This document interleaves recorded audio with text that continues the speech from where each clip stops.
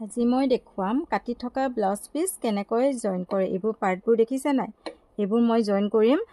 ভিডিঅ'টো শেষলৈকে চাব, স্কিপ নকৰিব। আজি জয়েন কৰা ভিডিঅ'টো দেখুৱাম। প্ৰথমতে ব্ৰা কাটৰ পাৰ্ট দুটা চিলাব লাগে। এটা ওপৰত এটা এনেদৰে চিলাই 1/2 ইঞ্চ গেপ ৰাখি চিলাই দিব লাগিব। কাপোৰটো বেছিকৈ নাটানিব,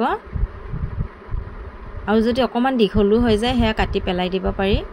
মই এতিয়া এনেদৰে চিলাই আৰু এটা চিলাই ওপৰেদি মাৰি দিম। দুটা চিলাই হলে ভাল, এটা চিলাইও দিব পাৰি। এতিয়া ব্ৰা কাটৰ শেপ দিবলৈ ভিতৰ ফালৰ পৰা আৰু এটা চিলাই মাৰি দিম আমি 1/2 ইঞ্চ কৰি। এনেদৰে 1/2 ইঞ্চ কৰি ভিতৰ ফালে আৰু এটা চিলাই মাৰি দিম। বেছি ওপৰলৈকে চিলাই নিদিব, অলপ গেপ ৰাখিব মাজত, নহলে বেছি জোঙা হৈ যায়।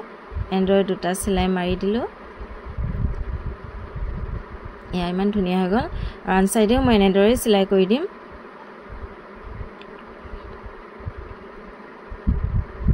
এয়া দুটা পাৰ্ট হৈ গ'ল মোৰ।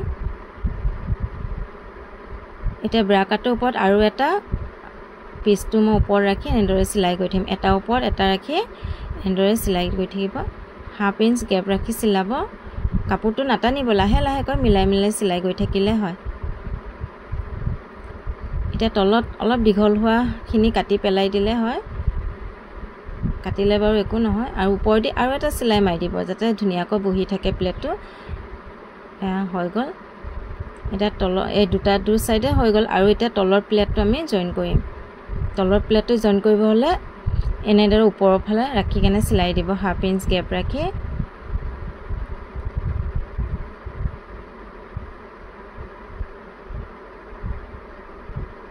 এতিয়া ওপৰেদি আৰু এটা চিলাই মাৰি দিম ধুনীয়াকৈ, তেতিয়া বহি থাকে। এনেদৰে চিলাই মাৰি গৈ থাকিব। এক্সট্ৰা কাপোৰ থাকিলে কাটি দিব পাৰি। এয়া দুইফালে হৈ গ'ল। এতিয়া হুক পাট্টিত মই লগাম। এয়া হুক পাট্টি লগাবলৈ মই ইয়াত 1.5 ইঞ্চি লৈছোঁ। এয়া হ'ল হুক লগোৱা জেগা। এনেদৰে চিলাই আৰু এটা ওপৰ ফালৰ পৰা আৰু এটা চিলাই মাৰি দিম।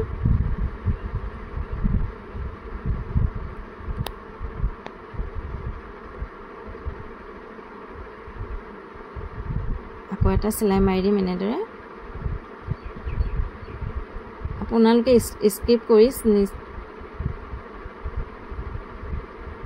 স্কিপ নকৰাকৈ চাব।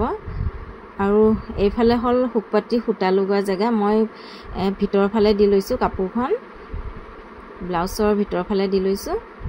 এয়া চাওক, এনেদৰে চিলাই মাৰি যাব। আকৌ দুভাজ ভিতৰত সোমোৱাই কেনে আৰু এটা চিলাই মাৰি দিব। ভিডিঅ'টো মই অলপ স্পীড কৰি দিছোঁ, নহ'লে বেছি দীঘলীয়া হৈ যায়। এটা চিলাই মাৰি দিলোঁ। পাৰিলে আৰু এটা চিলাই মাৰি দিব।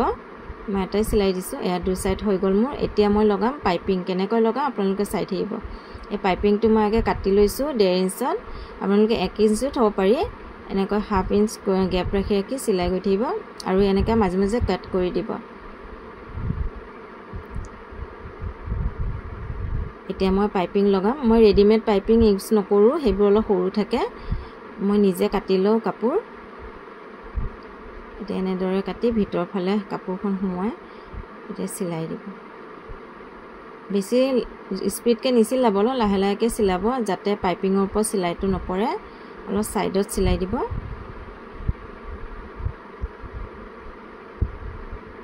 পাইপিং চিলাওঁতে অলপ সাৱধান কৰি চিলাব লাগে, বেছি স্পীড কৰিব নোৱাৰি। এক চাইডেটো হৈ গ'ল মোৰ চিলোৱা বাৰু।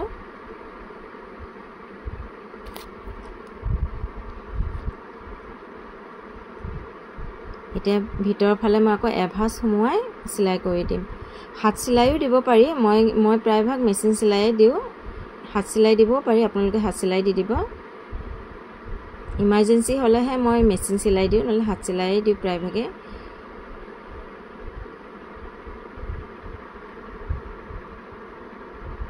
এক চাইড হৈ গ'ল চিলোৱা। দেখিছেনে ইমান ধুনীয়াকৈ চিলাইটো বহি গ'ল। এয়া দুটা পাৰ্ট হৈ গ'ল মোৰ চিলোৱা। আৰু নেক্সট ভিডিঅ' আকৌ পাব আপোনালোকে।